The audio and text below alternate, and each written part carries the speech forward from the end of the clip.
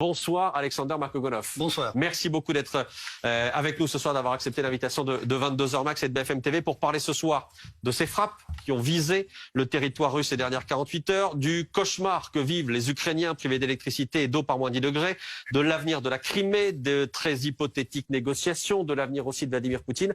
On va parler de tout ça. Mais juste avant, on voulait aussi parler de cette image du jour. Volodymyr Zelensky en visite dans le Donbass, du côté de Sloviansk, qui va à quelques dizaines de kilomètres du front. On est à quelques dizaines de kilomètres de Bakhmout, qui est l'endroit où les combats sont les plus durs en ce moment, qui va féliciter ses troupes. Comment vous réagissez, Alexander Markogonov, en voyant le président ukrainien en visite sur la terre que vous êtes censé avoir annexée, une terre que vous êtes censé contrôler?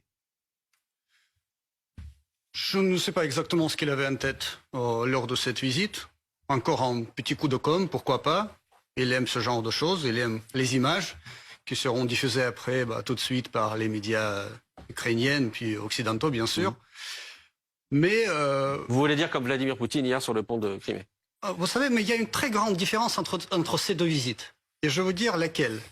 Si le président Poutine est venu visiter le pont de Crimée, c'était pour porter un certain message, disons, à tout le monde, et notamment pour inciter et inspirer les travailleurs sur ce pont à continuer à reconstruire.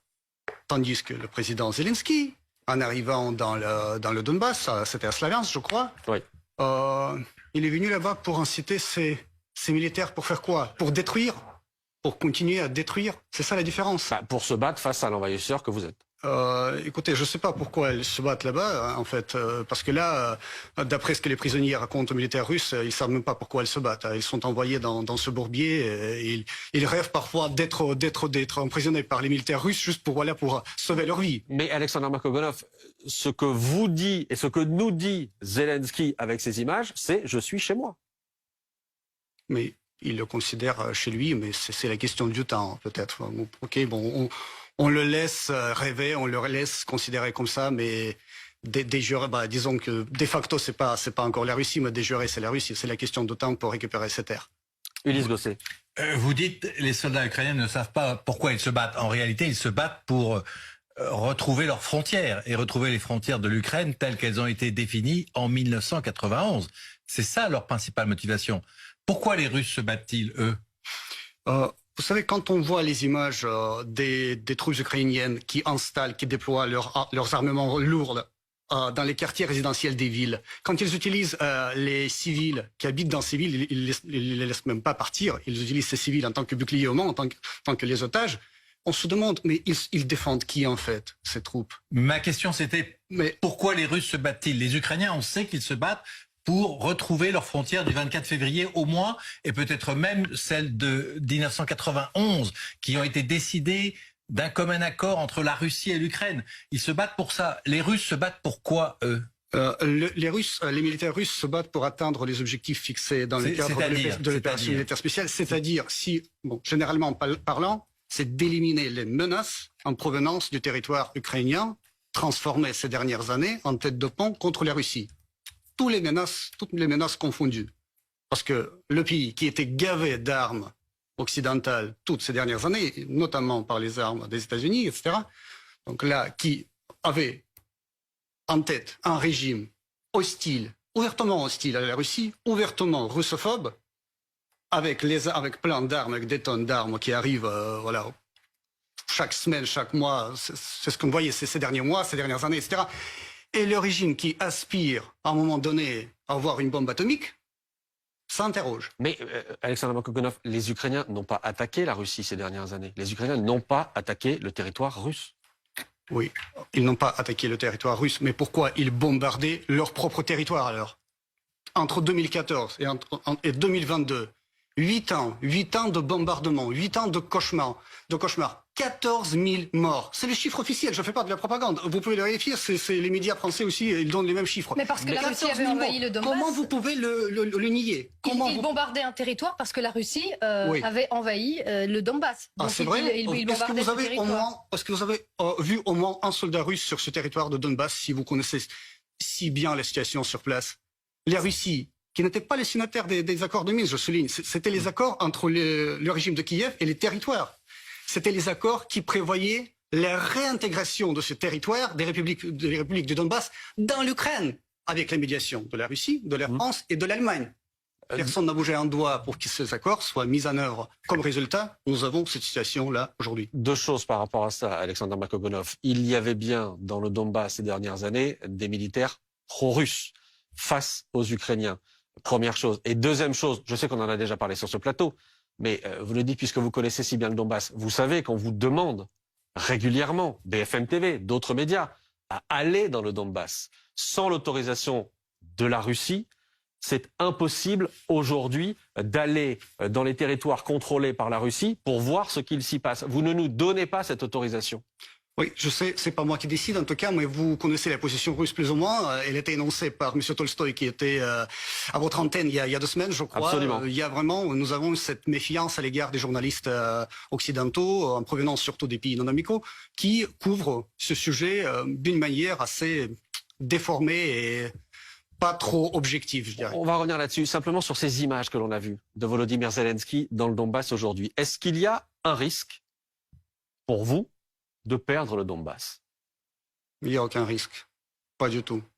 Il n'y a aucun risque militaire. Vous ne voyez pas les Ukrainiens avancer jusqu'à vous reprendre le Donbass? Mais je ne sais pas comment vous voyez les Ukrainiens avancer. Il n'y a aucun avancement en fait, parce que il s'agit des combats au niveau local, mais des combats assez durs, des combats acharnés, je dirais, parce que quand même les Ukrainiens, tout au long de ces 8 dernières années, ils se préparaient très très bien. C'est une sacrée ligne de Maginot qui était construite là-bas, dans le Donbass, tout au long de, pas loin de Donetsk et plus au nord. Donc là, bien sûr, ils se sont bien campés sur place. Donc là, la bataille pour chaque ville, c'est une sacrée bataille. Ces dernières semaines, ce que l'on voit en termes de ligne Maginot, c'est ce qui a pu être construit notamment par les milices Wagner, etc., de ces tranchées qui ont été construites précisément pour consolider les positions russes.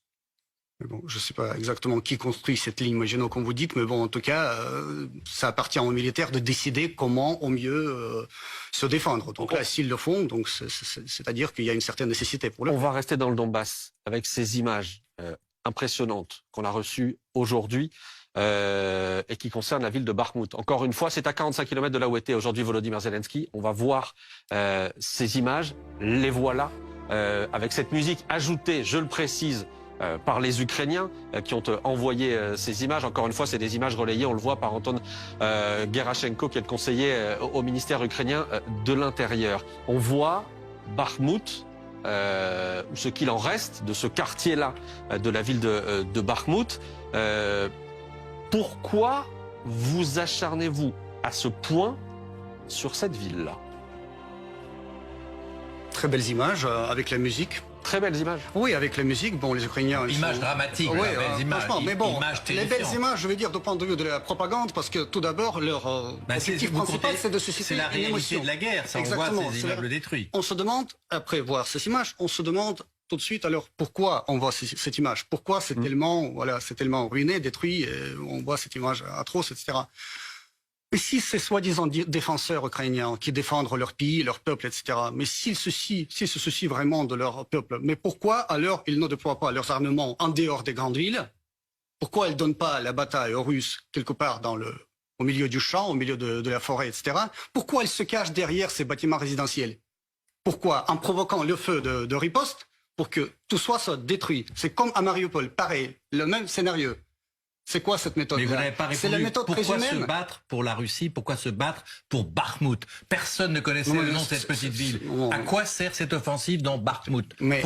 Pourquoi détruire cette ville? Je ne peux pas vous répondre sur le plan militaire, mais je peux imaginer, en connaissant plus ou moins la géographie de cet endroit-là, que Bakhmout, ça donne accès après à Slaviansk et à Kramatorsk. Donc là, une fois Bakhmout est conquise, donc là, ça ouvre le chemin vers d'autres villes, vers d'autres localités. Mais Alexander Makogonov, vous avez perdu Kherson, Kharkiv, vous n'avez jamais réussi à vraiment vous approcher du centre de Kiev. Est-ce que là, il vous faut à tout prix une victoire à Bakhmout, symboliquement au moins?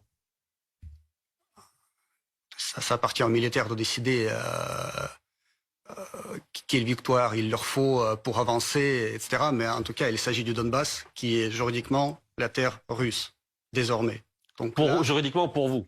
Pour nous, pour les Russes et pour ceux qui... Depuis l'annexion, mais avant c'était l'Ukraine. C'était l'Ukraine depuis 1991. Écoutez, alors, c'est pour nous d'abord, et pour les peuples de Donbass, bien sûr, qui y habitent. C'est leur terre, et s'ils lient leur destin avec la Russie, mais bien sûr, donc là, on défend cette terre, qui est la nôtre déjà, et on défend ces gens-là qui habitent sur cette terre. Mais l'armée russe ne fait que reculer en fait depuis le début de cette guerre. C'est-à-dire qu'on a le sentiment, comme le disait Maxime, que Kiev n'a pas été prise et qu'il y a eu Kherson, que là à nouveau la Russie a choisi de retirer ses hommes pour les protéger probablement. On a le sentiment qu'il n'y a que des reculs russes et que Bakhmout est peut-être le seul petit trophée offert à Vladimir Poutine. Vous connaissez très mal les Russes, vous connaissez très mal le caractère russe, et vous connaissez pas peut-être trop bien l'histoire parce que il y a déjà des précédents dans l'histoire. Je suis sûr certain que vous les connaissez, vous voulez pas tout simplement les évoquer. En 1812, on a reculé jusqu'au Moscou, on était même obligé d'incendier Moscou pour ne pas la laisser à la merci des troupes d'envahisseurs, etc. Donc finalement, on a célébré notre victoire 2 ans après. C'était Napoléon. En 1900, voilà. Donc là, Zelensky, c'est Napoléon. Alors, en 1942, on était obligé de reculer jusqu'à Stalingrad. 3 ans après. C'était Hitler. Voilà, on fêtait la victoire, ou à Berlin. Donc là, les petits reculs dont vous parlez, c'est rien.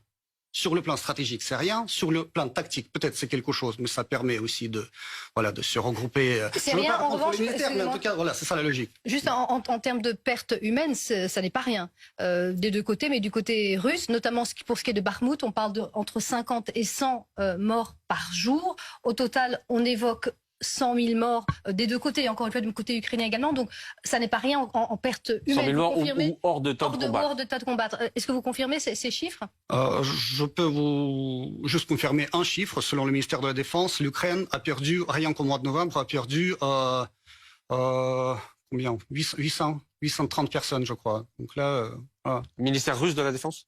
Chiffre du ministère. Mais ce chiffre-là de 50 à 100 morts côté russe et côté ukrainien, sans doute aussi vraisemblablement, chaque jour, pour ce qui est de la bataille de Bakhmout. Est-ce que cette proportion-là, vous la confirmez? Est-ce que ça fait partie des... Je ne suis pas sur le terrain. Non. Je peux rien. Mais vous êtes conscient que c'est un conflit qui fait énormément de morts quand vous disiez... Exactement. Ce conflit, ces retraits, ce n'est rien.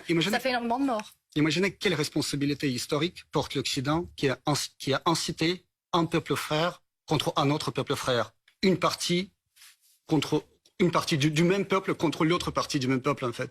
On parle la même langue. Nous sommes sortis du même berceau civilisationnel. Nous partageons le même espace géographique, culturel, linguistique. Oui, mais c'est justement pour ça que c'est difficile de comprendre cette guerre.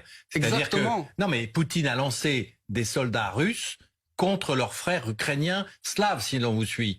C'est quand même une guerre inexplicable pour la population russe. C'est inexplicable. Mais alors, expliquez-moi pourquoi le régime de Kiev, entre 2014 et 2022, bombardait régulièrement et méthodiquement sa propre population à l'est du pays. Sa propre population, je souligne, c'était pas les Russes. Mais vous avez bien compris que l'idée pour les Ukrainiens, c'est de récupérer les terres que vous leur avez prises en 2014. Non, en 2014, le Donbass était, je souligne encore une fois, je répète, c'était les républiques autoproclamées qui n'étaient pas reconnues par la Russie. Et la Russie faisait vous l'avez tout. fait 8 ans plus tard. Écoutez. Si je suis votre raisonnement, est-ce que vous diriez que... Pourquoi pour vous l'histoire commence le 24 février 2022? Est-ce que vous diriez que les Occidentaux ont instrumentalisé ou joué avec l'Ukraine contre la Russie? Est-ce que c'est ça que vous décrivez comme situation? Rien dans ce monde ne serait plus facile. Vous aviez 8 ans entre 2014 et 2022, je le répète, pour inciter le régime de Kiev, au moins hausser un sourcil là, ça suffirait déjà, pour que les accords de Minsk signés par Kiev seraient mis en œuvre. Personne n'a bougé un doigt. Et maintenant, nous avons ce conflit. Pourquoi? Mais rien n'était plus facile. Rien.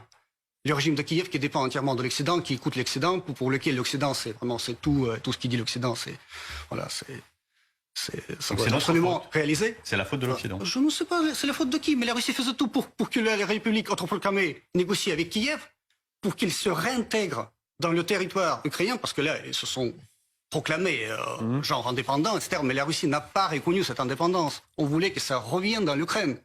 Si vous pouvez me dire le contraire, rien ne vous empêche de le faire. Rien ne vous empêche de le faire maintenant. De faire quoi? De dire aux Ukrainiens, reprenez le Donbass. Reprenez le Donbass et quoi? Massacrer toute la population. Reprenez le Donbass et la guerre s'arrête. On retire nos troupes, on désarme les pro-russes et les Ukrainiens récupèrent leurs terres. Mais récupérer leurs terres, à quoi? Vide, sans la population, avec la population. S'ils récupèrent cette terre avec la population, ils vont les tous massacrer, parce que c'est les collabos pro-russes, là, pour eux. C'est comme à Kherson, c'est comme dans la région de Kharkov. C'est partout, c'est pareil. Alexander Markogolov, il y a un témoignage que je voulais qu'on entende ce soir. Tout à l'heure, vous disiez, d'après les soldats russes, les soldats ukrainiens ne savent pas pourquoi ils sont là, ne savent pas pourquoi ils font la guerre. On a les témoignages inverses de la part des soldats ukrainiens qui disent précisément, et on est encore dans la région de Bakhmout, qui disent précisément, face à nous, on ne comprend pas la tactique russe, on ne comprend pas ce que font les militaires russes. Regardez, écoutez. Les Russes les envoient comme de la chair à canon. Ils ne les considèrent pas comme des humains, ils les envoient juste par vagues, vers l'abattoir. Il y a des anciens prisonniers et des soldats mobilisés. Après les avoir tous tués et avoir utilisé nos munitions, les soldats professionnels arrivent. C'est ça leur tactique. De la chair à canon, cette expression elle revient beaucoup. On a ce témoignage côté ukrainien qui parle des soldats russes. On a eu aussi ces dernières semaines de nombreux témoignages de la part d'épouses, de mères de soldats russes qui disaient on a envoyé nos fils sans équipement adéquat, sans commandement adéquat, si je puis dire, des mères ou des épouses qui n'étaient pas forcément contre cette guerre, qui ne se prononçaient pas contre Vladimir Poutine, mais qui disaient « Regardez dans quelles conditions nos soldats sont envoyés au front ». Qu'est-ce que vous répondez à ça? J'ai déjà dit la même chose lors de plusieurs de mes interviews. En fait, on ne fait pas la mobilisation chaque année. La dernière fois, on l'a fait il y a 80 ans, lors de la Seconde Guerre mondiale, la Grande Guerre patriotique, pour nous. Donc bien sûr, il y a des failles dans le système, bien sûr, il y a des excès, il y a plein de choses donc qu'il faut régler, qu'il faut améliorer, etc. Donc là, si à un moment donné, les soldats sont envoyés au front des régions lointaines de Russie, etc., pas trop bien préparés, mais bon, ça se corrige déjà sur place, etc. Donc vous là, reconnaissez que ça peut arriver? Ça peut arriver, donc là, on le reconnaît et on le corrige. On travaille là-dessus. Bien sûr, on peut expliquer et on peut comprendre les émotions des mères, des sœurs, des épouses de ces soldats, mais en tout cas... c'est un grand travail, donc c'est en forgeant qu'on devient forgeron. Et le fait, pardon, mais qu'on ait ces témoignages où visiblement on nous explique que les soldats russes, notamment les mobilisés, les derniers mobilisés, sont envoyés comme de la chair à canon par vague, jusqu'à ce que les Ukrainiens n'aient plus de munitions en face pour ensuite envoyer les soldats russes professionnels. Écoutez, mais si c'était vraiment comme ça, si on envoyait nos soldats comme la chair à canon, comme vous dites, au front, mais là, ce serait un sacré massacre. Là, les pertes se compteraient par des milliers, etc. Mais vous voyez comment on épargne les vies de nos soldats. Alors si... C'est pas ce que disent toutes les informations, toutes les informations sur le retrait de Kherson, par exemple. Mais écoutez, si on voulait tellement garder cette ville, n'importe quel prix... peu importe vraiment les conséquences, les vies humaines, etc. Mais là, on resterait là et on s'acharnerait jusqu'au bout.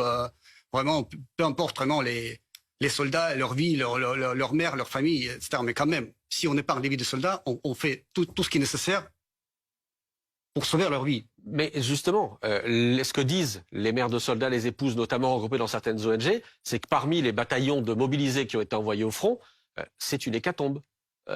Avec des groupes qui sont partis à 300 ou 500 et qui reviennent à quelques dizaines seulement. Écoutez, mais il ne faut pas croire vraiment à tout ce que vous pouvez capter sur les réseaux sociaux, sur Internet, etc. Il y a plein de désinformations qui circulent. Il y a des informations qui ont une seule cible, c'est de discréditer les forces armées russes, le gouvernement russe, le président russe et la Russie en général. Donc là, vous dites fake news. Mais non, il faut pas croire à tout ce que vous voyez, à tout ce que vous entendez, c'est tout. Les chiffres, ça varie, ça change chaque jour. C'est vrai qu'il y a beaucoup de désinformation, beaucoup de messages dans tous les sens, mais ce qu'on vous dit, c'est qu'il y a des informations qui ont été vérifiées et ce sont pas. Au début, on se demandait nous-mêmes, en tant que journalistes, est-ce que c'est juste une information sur un groupe de soldats dans un endroit? Mais ces informations, elles se répètent, elles viennent de plusieurs zones, de plusieurs endroits. Et c'est la même chose pour le bilan sur les soldats. Et vous continuez à nier ce fait? Je ne peux pas vous le confirmer en tout cas, parce que c'est les informations qui viennent de partout. Bon, vous ne le confirmez pas. Il n'y a pas d'information officielle, donc là je ne peux pas commenter des commentaires. Est-ce que vous pouvez nous confirmer, parce que ça vous devez le savoir en tant que porte-parole de l'ambassade de Russie, Anton Garachenko, qui est donc le conseiller au ministère de l'Intérieur ukrainien, dit que la Russie prépare de nouvelles mobilisations pour cet hiver, 500 000, 700 000 hommes. Il y a aussi des ONG qui disent qu'il y a des recrutements qui continuent, notamment Wagner dans les prisons. Est-ce qu'on pourrait en arriver à un moment à d'abord à une nouvelle mobilisation, voire aller jusqu'à la mobilisation générale, compte tenu de la durée et de l'épreuve des combats? Écoutez, la mobilisation en Russie, officiellement, est terminée. On a suffisamment de personnel pour assurer la sécurité des territoires sous notre contrôle. en ce qui concerne les déclarations du ministre ukrainien, des ONG, etc. Mais ils savent toujours tout et partout et en fait rien. Donc il n'y aura pas de nouvelle mobilisation, a priori, cet hiver. Non. Vous avez suffisamment d'hommes. Oui. Je reviens à ces images de Volodymyr Zelensky dans le Donbass aujourd'hui. On l'a dit du côté de Sloviansk. Zelensky qui a d'autres objectifs en tête, Alexander Makogonov.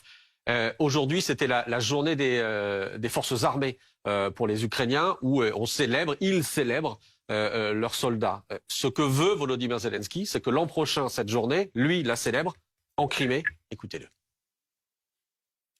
Vous avez résolument et de manière désintéressée ouvert cette voie difficile en libérant le centre, le nord, le sud et l'est de notre pays, en libérant nos belles villes, Irpin, Borodianka, Boutcha, Bakhmout, Izium, Balaklia, Kherson, Kharkiv et la place de la liberté, Kramatorsk et la place de la paix.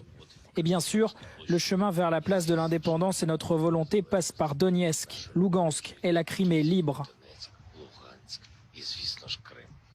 La Crimée libre, dit Volodymyr Zelensky. Est-ce qu'aujourd'hui, est-ce que ce soir, la Russie, votre pays, se prépare à une éventuelle guerre en Crimée?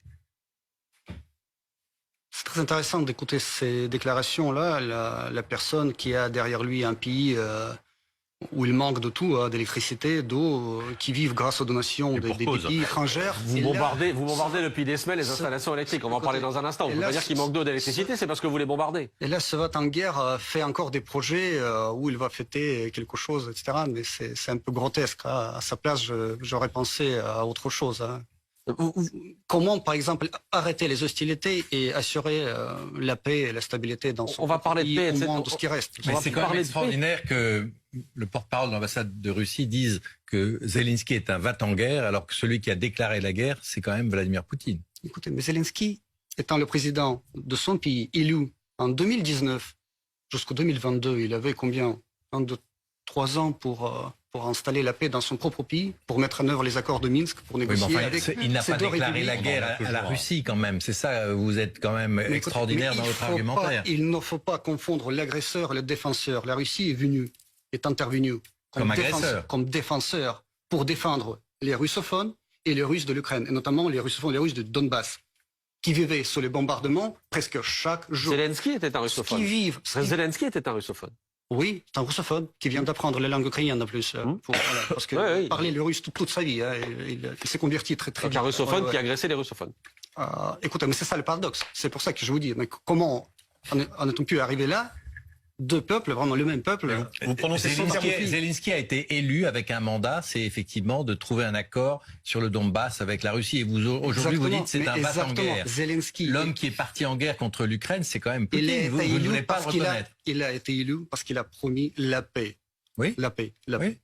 Mais sous l'influence, je ne sais pas de qui, des forces ultranationalistes, néo-nazis, de l'Occident, je ne sais pas de qui, mais là finalement il n'a rien fait. Au lieu de faire au moins quelque chose, il a, en hiver 2021-2022, il a amassé une centaine de milliers de ses soldats tout au long de la ligne de contact avec le Donbass. Mais alors, la prochaine étape, ce serait quoi? L'invasion dans le Donbass. Qu'avez-vous fait? Le massacre total dans Alexander Makogonov, c'est quand même extraordinaire.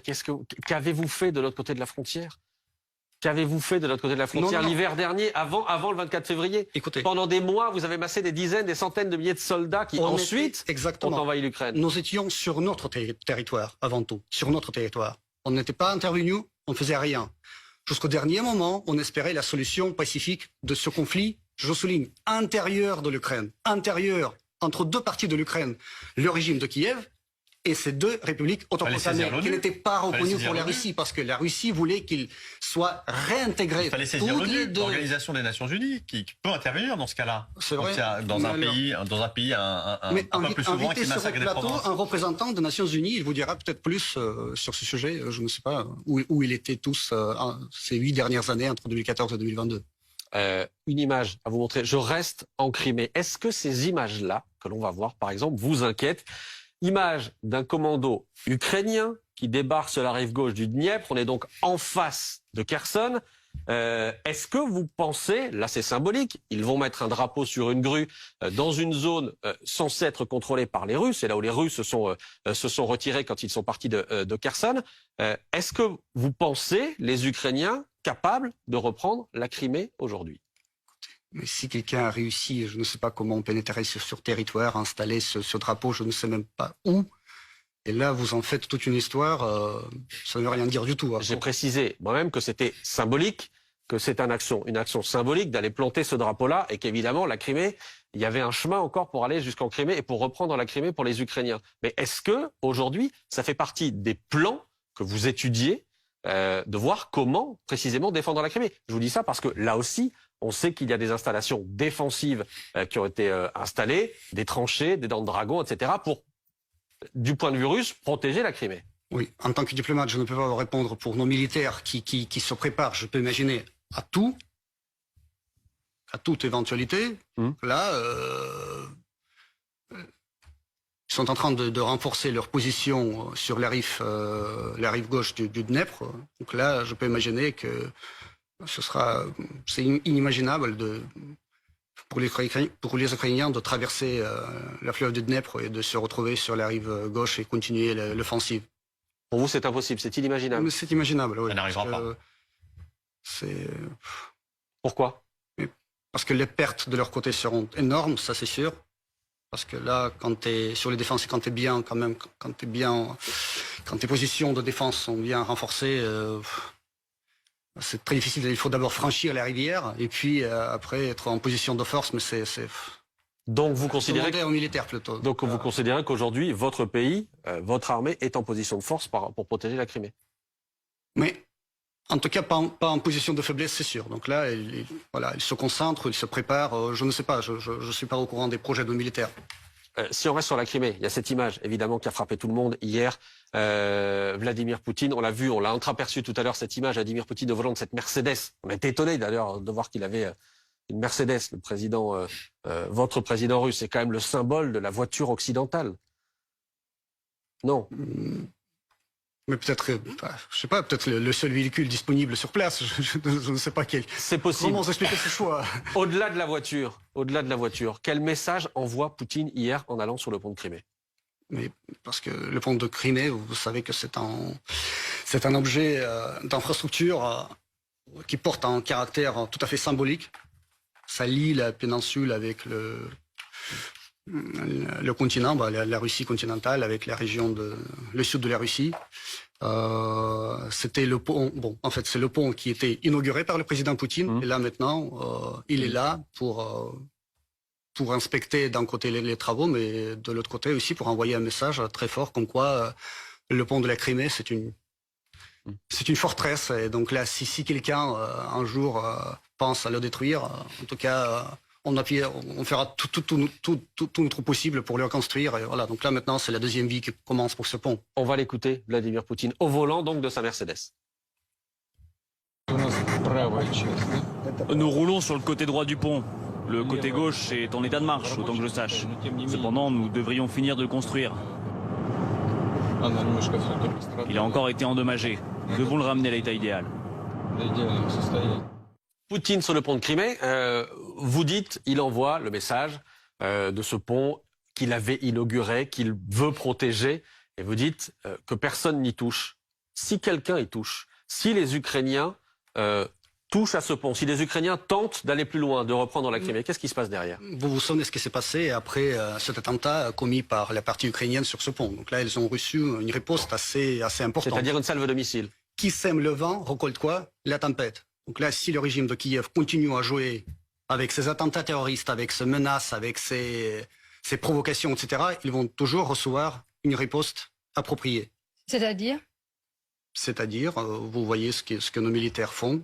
La poursuite des salves de missiles. C'est pas parce que ça leur fait plaisir, c'est la riposte aux actions ukrainiennes, c'est tout. En tout cas, on est en conflit. Ce qui est intéressant, c'est que le chef du Kremlin a jugé utile de se rendre lui-même sur le pont de Kerch en Crimée pour affirmer que la Crimée était russe. Il a été obligé de le faire. Il est sorti du Kremlin. C'est un symbole évidemment très fort, mais ça veut dire qu'il est obligé de le rappeler aux Ukrainiens qui ne cessent de dire que la Crimée leur appartient. Oui, il a fait ce constat, encore une fois, que la Crimée est russe et sera russe. Peu importe les menaces, peu importe les provocations, peu importe les attentats, etc. Donc là, c'est un président C'est un président de son pays. Il est là où il considère bon d'être. Et il a envoyé un message assez fort, je crois, aux Russes, aux Ukrainiens, aussi à la aux communauté Russes. internationale, si vous voulez. Aussi aux Russes. Aussi aux Russes. C'est oui. quoi, pour rassurer les Russes? Mais pour être là, pour que les Russes voient aussi que le pont de Crimée est en train d'être reconstruit, que les travaux continuent, que le président y veille, voilà, qu'il surveille, qu'il contrôle. Mais rassurer les Russes pour dire on va tout faire pour garder la Crimée. Il y a une menace ukrainienne sur la Crimée, l'Ukraine qui veut reprendre la Crimée. On est là, je suis là, c'est ça qu'il dit? Que le pont sera fait, sera entièrement prêt, vers la, pas peut-être vers le début, mais en tout cas vers la saison estivale, la prochaine saison estivale. Et que la Crimée sera toujours prête à accueillir ces touristes. Mais ce qui est intéressant, effectivement, le symbole est très fort, mais il joue dans les deux sens. C'est-à-dire que oui, la Crimée, du point de vue de Poutine, est russe, mais il faut le rappeler à ceux qui pourraient croire le contraire, à commencer par les Ukrainiens. Donc c'est aussi une forme de, je dirais pas de faiblesse, mais enfin, il est quand même obligé d'aller sur le terrain lui-même pour rappeler quelque chose qui était, de son point de vue, évident. Depuis la guerre, les choses ont changé. C'est-à-dire qu'on voit que les Ukrainiens voudraient reprendre cette Crimée. Mais cette visite, en tout cas, il avait beaucoup d'objectifs. Donc là, les objectifs purement techniques, inspecter les travaux, des objectifs, disons, plutôt idéologiques ou psychologiques, d'envoyer ce message. Mais en tout cas, c'est une belle visite, en tout cas. Donc vous êtes dans une guerre de propagande avec Zelensky? Non, c'est pas, il ne faut pas de propagande. Vous voyez ces images qui sont tout à fait objectives. Vous voyez les destructions infligées par les Ukrainiens sur ce pont. Vous voyez les travaux. Donc là, il y a rien qui est inventé, il y a rien qui est gonflé ou exagéré.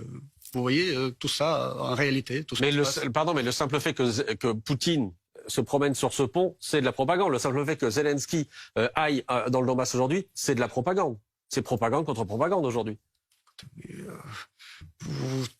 ne sais pas d'où vous trouvez cette terminologie, propagande, pas propagande. Le président Poutine a effectué une visite absolument normale en tant que le chef de son État. Sur un territoire contesté.